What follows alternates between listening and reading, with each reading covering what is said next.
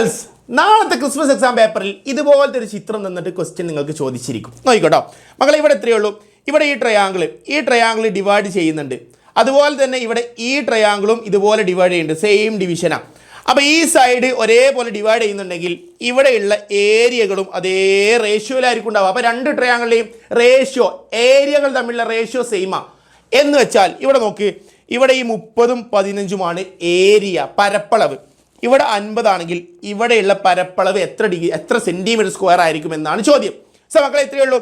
ഇവിടെ 30ഉം 15ഉം ആണെങ്കിൽ 30ൻ്റെ പകുതിയാണ് 15 ആണല്ലോ. അപ്പോൾ ഇവിടുത്തെ റേഷ്യോ എന്ന് പറഞ്ഞാൽ 2:1. ഇവിടെ 2 ആണെങ്കിൽ അതിൻ്റെ പകുതിയാണ്.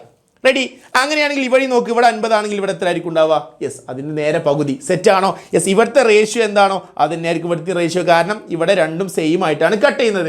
അപ്പം ഒരു സൈഡ് കട്ട് ചെയ്യുന്നത് എങ്ങനെയാണോ അതേ റേഷ്യോയിലായിരിക്കും ഏരിയ എന്നുള്ള കോൺസെപ്റ്റ് വളരെ ഇമ്പോർട്ടൻ്റ് ആണ്. അപ്പോൾ സിമ്പിളായിട്ട് ഇവിടെ 30, ഇവിടെ 15, 30ൻ്റെ പകുതി ഒറ്റ സ്റ്റെപ്പിൽ ട്രിക്കിലൂടെ എഴുതാം. അപ്പോൾ ഇവിടെ 50 ആണെങ്കിൽ ഇവിടെ എത്ര ആയിരിക്കും ഉണ്ടാവുക? ആ 50ൻ്റെ പകുതി എത്രയാണ്? 50ൻ്റെ പകുതി 25.